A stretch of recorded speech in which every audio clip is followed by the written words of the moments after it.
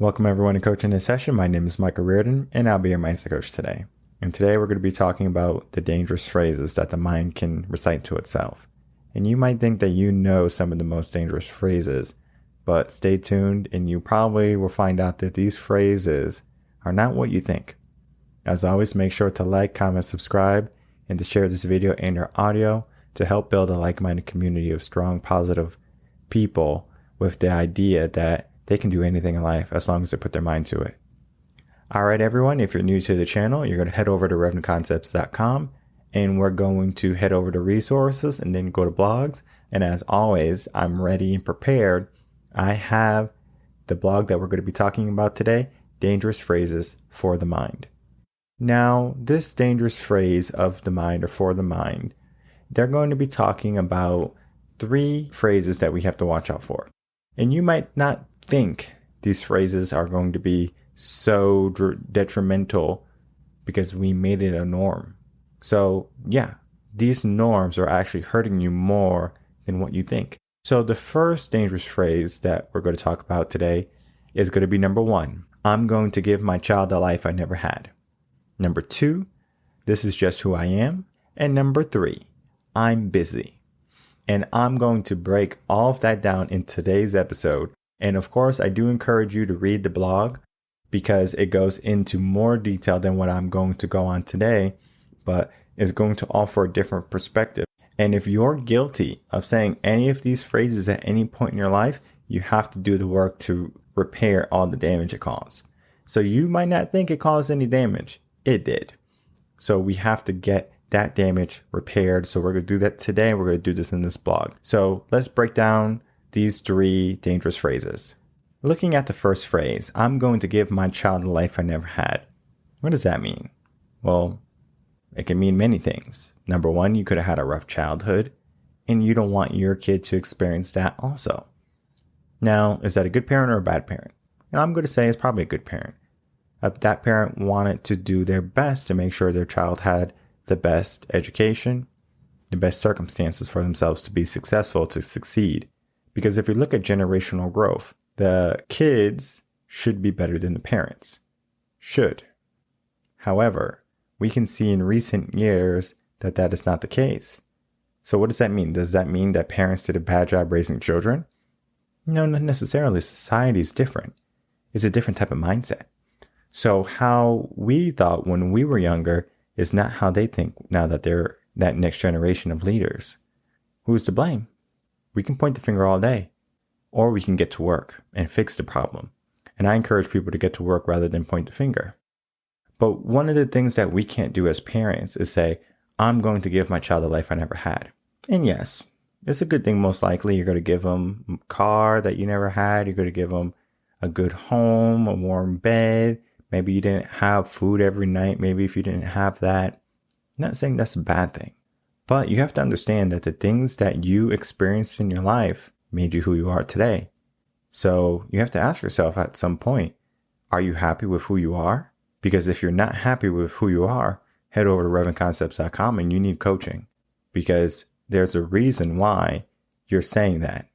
That means you're not satisfied with who you are subconsciously. Your brain does crazy things that you don't even realize with phrases like this. I had such a rough life. I don't want to give my kids this life. You don't have to say that phrase to put it into reality. That way of thinking is different than this phrase. Either you show up or you say, I had such a bad life, negative. I don't want my kids to have a bad life. Okay, right? We can avoid that whole negativity of saying, I didn't have a bad life. Yeah, I'm sure you didn't. Every child is going to have some type of trauma and some type of hardship in life. Even rich kids. Their trauma is going to be different though. They might not have the trauma of not having food every night. They might not get their car, their dream car. Their parents say, no, sorry, you can't have a Ferrari. I hate you, Dad. I hate you, Mom. I can't get anything I want, right? Trauma. Even though we're dealing with a self-entitled brat, guess what? Still trauma to that person. So everyone's going to have a different type of experience. Some are going to be more detrimental to life. Some are just going to hurt their feelings for a week or whatever. But when we tell ourselves, I want my child to have a life I never had, we are just setting ourselves up for disaster. Because what happens if that child goes down the same path that you did? You're not going to be proud of them anymore? I want to give them the life that I never had. So if they start having the life that you had, what's the difference? Now, of course, there's going to be things that change your whole life around, altered your whole life. If you had kids at a young age, that's going to be a huge life changer. What do? Right? We learn from it.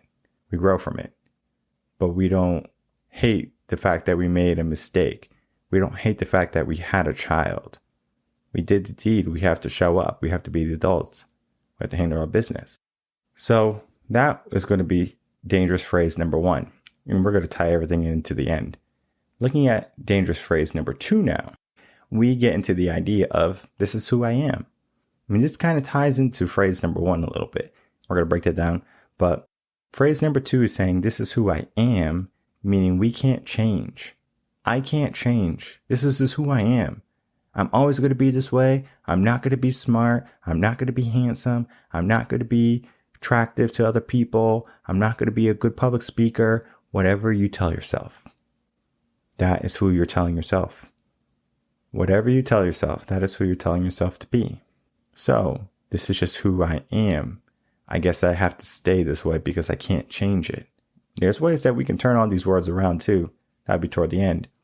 But saying phrase number 2, this is just who I am, is going to be harmful to your progression in life towards success and toward your goals. Because you're going to get to a point where you have to elevate yourself or you have to evolve, gain a skill, and you're going to have some hardships and difficulty. And typically, if people say this is just who I am, they have some type of wall, some type of block that they have to overcome. But they say, I'm not going to overcome it. They say, this is just who I am. Either take it or leave it, right? Now, many people who are into this type of mindset, they need coaching too. Because this is not who you are. This is who you want to be. This is a choice. You being who you are is a choice. If you're not happy where you are, you can change it. So the fact that you're not changing your life right now, that's on you. The fact that you're not happy right now, that's on you. That's not your husband, your spouse, your wife, your boyfriend, your girlfriend, your mom, your dad. That's on you. Your happiness is dependent on what you do. So if you say, this is just who I am, I'm unhappy, why? Because there's going to be a deeper meaning than just, I'm deciding that I am unhappy. This is just who I am. So goes more into that. And then dangerous free breakdown is going to be saying, I'm busy. The most harmless word that we say almost every single day. I'm busy. Yeah, I would have did it, but I'm busy. Hey, I'm busy right now. Can I call you back? What does that mean? I'm busy. Well, it means that we don't have time for someone. Now, on a subconscious level, if we say I'm busy one time, it might not mean nothing. Okay, we understand they're busy. We say it again. Hey, I'm busy. Can't hang out. Okay, well, all right, you're always busy. All right, whatever. Third time, you might not get that call and then asking what you're doing because we already know you're busy. And this happens a lot in relationships where a husband or a wife will say, I'm busy, whether they say it to each other or if they say it to their kids, maybe even their parents. So a kid might come up and say, Mommy, Daddy, whatever, blah, blah, blah, right? Parent says, not right now, I'm busy. Busy might be, I'm on my smartphone. Busy might be, I'm working, right? Whatever it be, it's still busy. And the kid thinks, you gotta understand, the kid is learning from their environment. This person is too busy for me. And you might not think it that way, right? I completely understand that you're busy. I understand you have to put food on the table. I understand you have to do work, cook, clean. I understand you have things to do as adults. But as a parent, it's a little bit different. You have a little one learning from everything you do, everything you say. Because from ages 1 to 7, they're learning primarily from their environment and from behaviors. So that behavior of you being busy, from that behavior of you saying, this is just who I am, and from that behavior saying you had such a rough childhood, and then trying to give them an environment of peace and tranquility. Yeah, I mean, you're trying to be a good parent. But when you don't give a child challenge, they turn out to be weak children. And I know that's hard to hear. You don't give your child challenge, they turn out to be weak. What happens to weak men? Weak men get controlled. So what, are you raising children just to be controlled by someone else? No. Like I want to give them different things, like a good school, and I want to give them food and things like that. But if you don't give them challenge, how can they appreciate those things later on in life? They can't. And I always talk about my childhood, of how rough it is. And my mom always tells me, you always talk about how rough your childhood was and everything, even though it's true. She said that she worked so hard and she worked 2-3 jobs and she was always gone working just to be able to provide for us. And that's very true too. She worked very hard to give us the life that we had. But at the same time, we were still picking mold out of the bread. We were scraping quarters from underneath the sofas to go buy ham and cheese or sandwiches in the morning for school. Buy a bag of potato chips and 25-cent juice. That was life. Sometimes we had no power, no heat. That was life. And though that childhood might seem rough, I don't want that childhood. We always had food and we always were able to get lunch for school and things like that. I completely understand that way of thinking. But it still happens today. There's many children in school who don't get breakfast at home, so they rely on school for lunch. That's why there's summer programs now to give children who are not in school lunch, because there's no food at the home. Now, not saying that I missed a meal every day or that my parents neglected me. I had a good upbringing. I had good parents. But at the same time, if I was in someone else's shoes, let's say I was in an affluent home, I wouldn't have lost power. I wouldn't know what it was to experience a blackout because we didn't pay the electric bill. I wouldn't have that experience. So I gained those experiences through my childhood. And I'm just thinking in my head, well, I know how sucky it is to not have hot water, how it is to not have power, and I'm not in the position to be without. So what am I going to do with my kids? Am I going to just say, you can't have power, you can't have hot water, you're going to eat moldy bread? No. In a sense, my kids are not going to have the same exact life that I had. It's different times.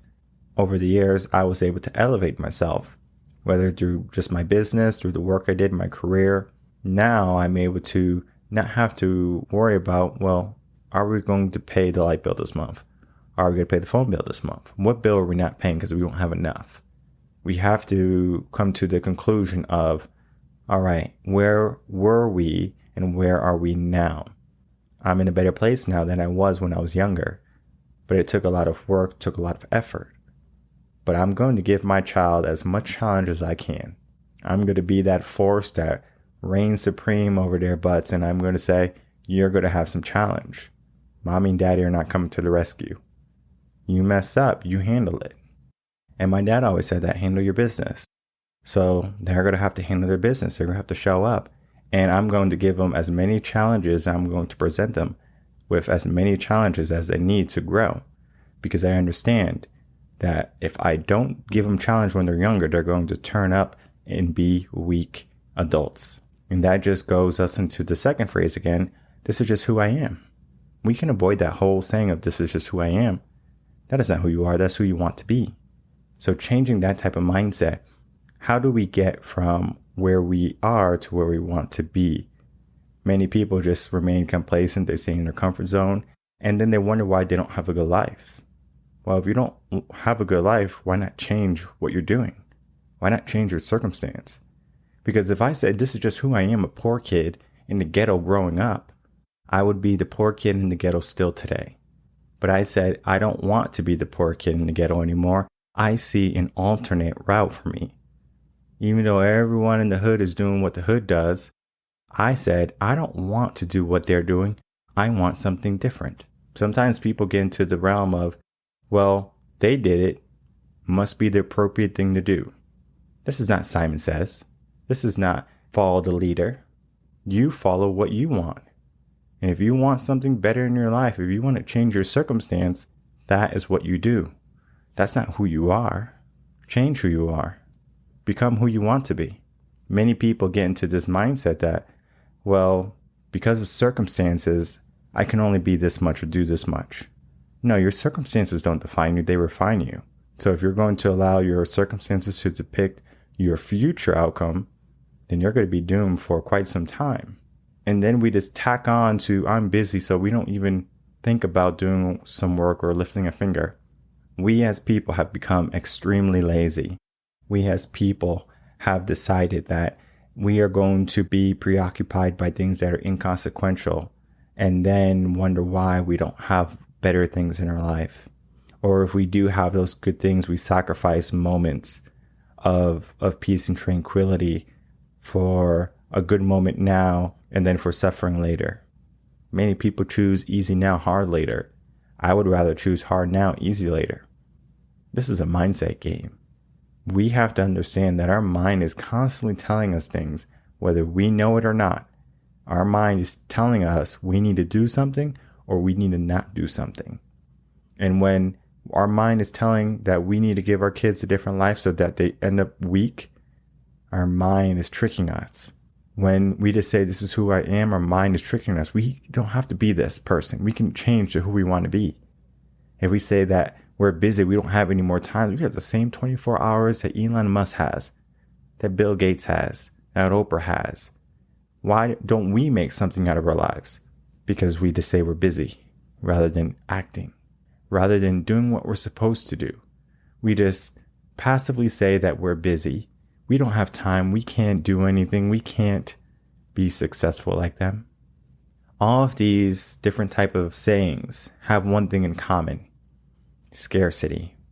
There's going to be a scarcity type of mindset, a limiting type of belief mindset that stem from these sayings, whether they be consciously or subconsciously, depending on who you are. But all of these different things are going to require a huge amount of work to change. I'm busy one is probably the easiest one to fix. And then the next one is going to be, I'm going to give my child a life I never had. You just basically allow them to be children, allow them to go through challenge. And then there's probably the most difficult one to change and going to be dealing with, this is who I am. How do we get rid of that one? And the best way I can say is to get a coach. Get a life coach, get a mindset coach that is going to help you elevate yourself from this is who you are to this is who you want to be. Because if you just keep going down the same road and doing the same things and expecting different results or a different destination, you're sorely wrong. We have to decide what is for us. So looking at this blog again, Dangerous Phrases for the Mind, I go into detail on all of the different phrases. I give multiple examples on what it means and how to get out of it, because our end goal is to be a stronger person at the end of the day. And these phrases are actually going to make us weaker by the end of the day or the end of our life. So if we can replace these phrases with more powerful sayings, then we're going to be in a better place, or our kids are going to be in a better place. So a must-read blog, Dangerous Phrases for the Mind. It will be in the description box below. So I encourage everyone to check this blog out, to share it out, because this one is going to be definitely a must-read for you to get into a better state of mind. And as I said in the beginning, I want to give you different perspectives on what these phrases are, because you might have a bad phrase, and that bad phrase doesn't have to be so bad, right? We don't have to keep that phrase. We can change it. So instead of me saying I'm going to give my children the life I never had, I'm going to say my life as a child might not have been perfect, but it was mine, and I learned many lessons. And I understand that my child is not going to have the perfect life also, but that's going to help teach them, challenge, and give them an abundance of lessons that they can help build the rest of their life.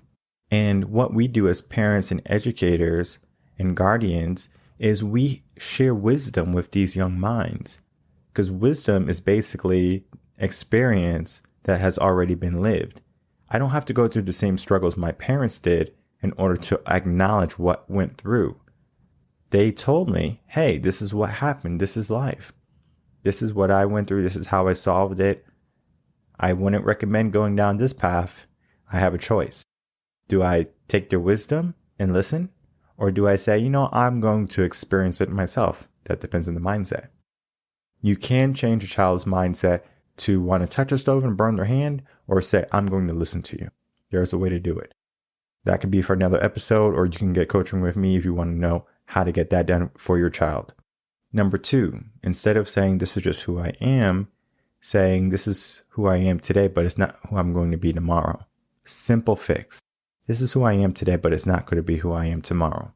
Maybe if you wanted to even be daring, this is not who I'm going to be in an hour if you're at the gym. I'm walking into the gym. I'm going to do the best I can. I can be more, right? We can be more. The idea that just because we're in a certain place doesn't mean we can't elevate. Putting that into our mind instead of being stuck at a certain level. We're not stuck anywhere in life. If you want to be stuck, that's a mindset thing. Get a mindset coach. RevenConcepts.com. Then we go into the third one, and that's going to be talking about I'm busy. Well, what's something else that we can say? I'm busy. Not now, later. No, that's still I'm busy. Saying, hey, whoever you're talking to, explain the situation, and then ask them, would it be okay if we maybe talked in 5 minutes, in 10 minutes, an hour, whatever time you need, right? So if your kid runs up to you, mommy, daddy, right? Whatever. And you're like, hey, I'm in a meeting right now. I'm going to be done in 30 minutes. The meeting is going to last one cartoon. Do you want to watch one cartoon? And then after the cartoon, you and I can have a conversation, right? Maybe they'll listen. Maybe they won't, right? They're kids. So they might say, no, I want you now.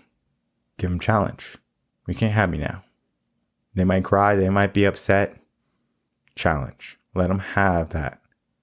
After 30 minutes, hey, I'm available. And then have that discussion with them.